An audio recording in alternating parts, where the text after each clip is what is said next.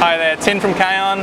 We're underneath the Prado, and today we're going to have a look at arm style diff drop to suit Prado 150 and the FJ platform. We're going to have a look at the more common spacer style diff drop and how this is different. We got all the bash plates off, so what we're going to do, we're going to take some measurements of where the factory position of the diff is.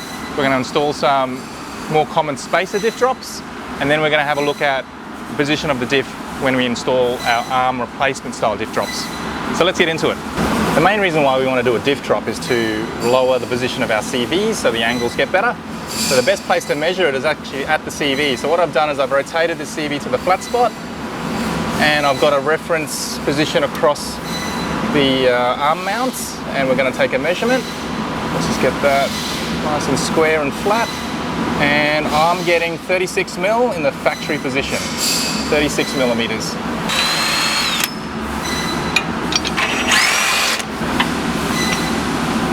So the great thing about these spacer diff drops is they're really quick to get in, but that is about it.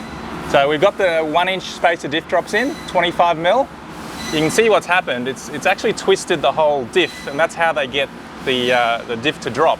But all your rubbers here are sort of been twisted and at their limits. You can almost see the back there is touching.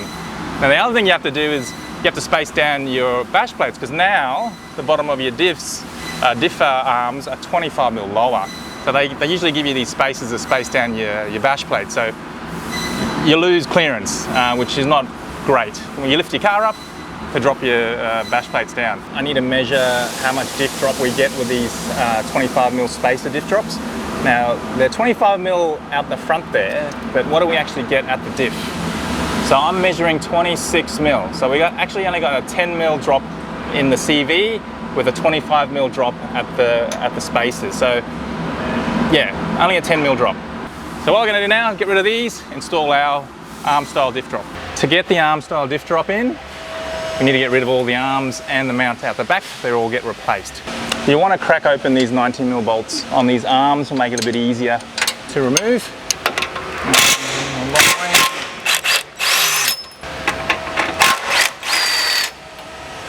Now with all these removed, the diff will just sit there. It'll look a bit floppy, but you don't have to worry about it falling down.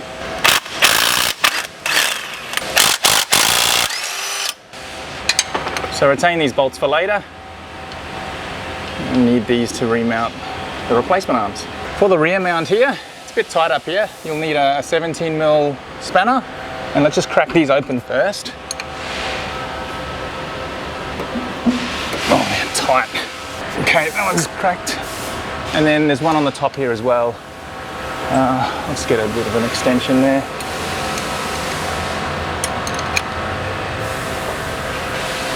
Yep, okay. Loosen them off, and then what I'll do, a ratchet spanner. Ratchet spanner's your friend in these tight spots. It's all good. And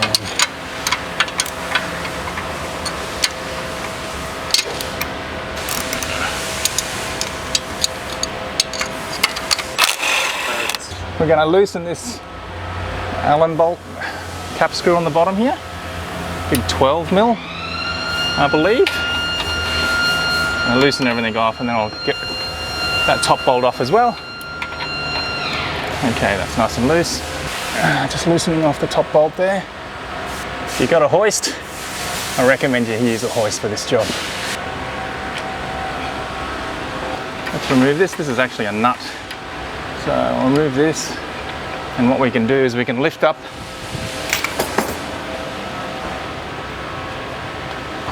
the diff. Hold on. It's easier to lift it up from the back, so we can remove this mount. There you go. And there you go, we've got the rear pinion mount out. Now we have to go to the bench in the vise and disassemble this, because we're going to reuse the rubbers in here. Okay, we've got the pinion mount. We've got the pinion mount there, and we've got a stud there that we need to push through and release this washer so we can disassemble the assembly. So the way I do it is I'll put the nut on over the thread so we don't damage the thread, make sure there's a bit of a gap, and then I'm just going to pack this side of the mount up to keep it nice and square. I'll clamp this one down. Okay, get yourself a hammer. If you got a press, even better, but I've got a hammer, and just tap that. There you go. There you go. Push that through. What we need is we need to salvage these rubber mounts to reattach, assemble onto our replacement mount. So this is our replacement pinion mount, and we're going to assemble it again. So just get the orientation right. So we'll put this one through the top here. The rubber on the bottom, into the bottom there. We've got our washer over the top, and the one with a spline on top of there. Now we need to press that washer back in place to hold everything in place. The easiest way to do that is to get a socket that is the same size as the washer there, and put it in a vise and clamp it all up. So I'll go ahead and do that. Make sure it's all square before you go for it. Okay, that looks good.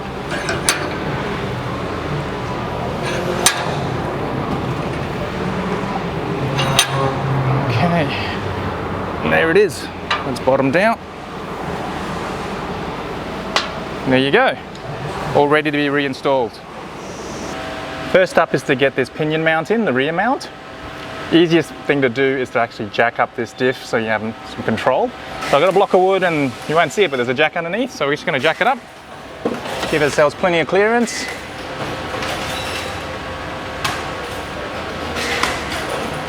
Okay, that looks pretty good. And then we're going to put this in place. Now we've got a heap of space up in there, makes it really easy just to get that in place. And we'll get the nut underneath there, and we'll just loosely get it in place and get all the other bolts in before we tighten everything up.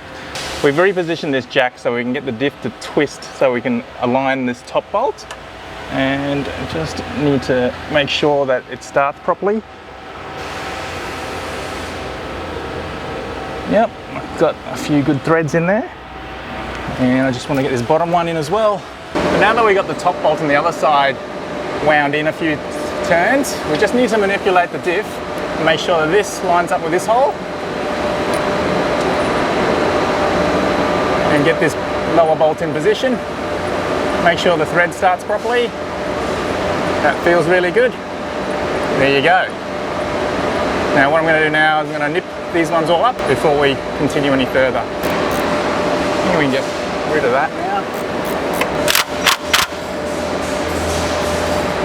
Okay, we got that in place, and we can do the other ones now. Next thing we need to do is prepare the two front arms for installation.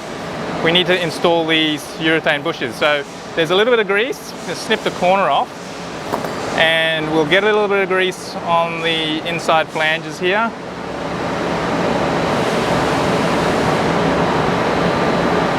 And push that into the top, and another one into the bottom.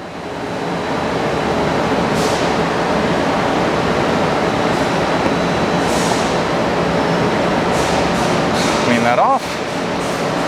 And then this bush goes into the top here. You have to get the direction right. So this is up, this bush goes in this way. I'll show you a bit more on the vehicle when we get to install it. But some grease in here. Just helps make everything go in a little bit easier. There you go. So that one's ready, and we'll do the other one too.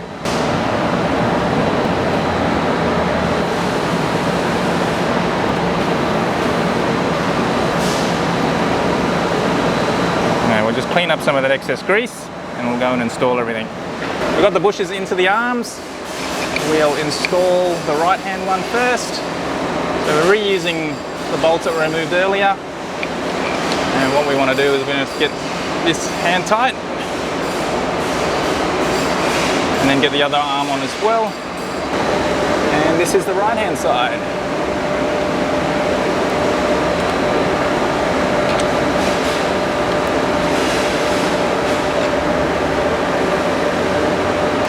So I'll just get these hand tight and then I'll get the other bolts out the front in position and then we'll torque everything up.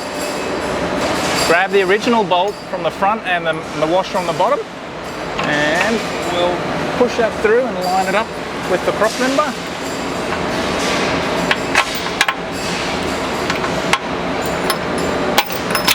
Okay, and where's the nut?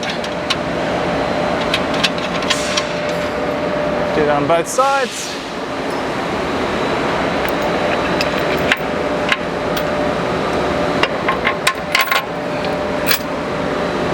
This side's a little bit trickier, got some hoses in the way.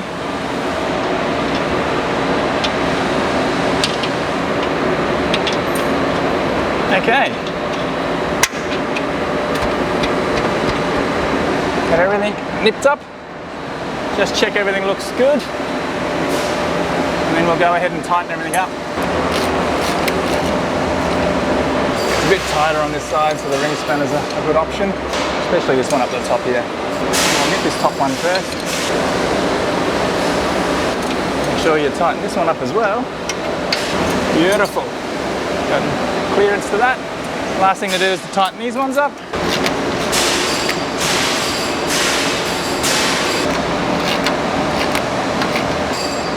All tightened up, but we're not done yet.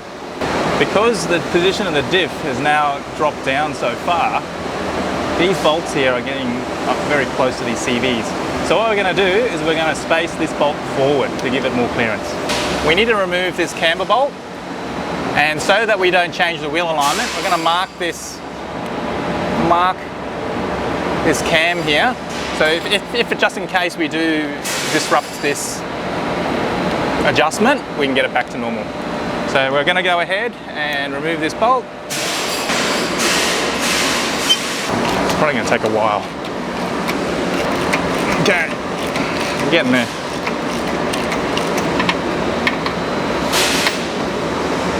There you go. We got a spacer. I'm going to put a spacer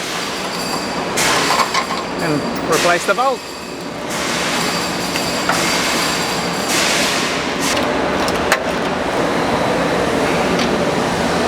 Okay, plenty of clearance now.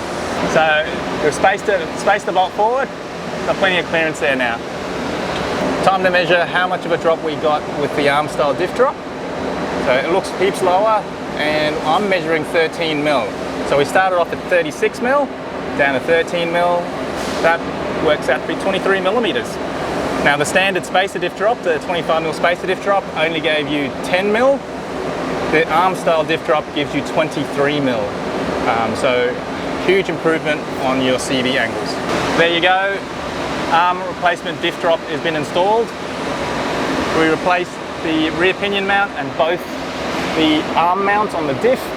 We got a 23 mil drop from factory without sacrificing clearance at the front here. Of course, the diff does sit down a bit lower, which means you'll either need to space down your bash plates, or we do manufacture a bash plate to suit this diff drop specifically. So for those of you who have got big suspension lifts or long travel suspension, you might want to consider a diff drop. If you want any more information, check out our website.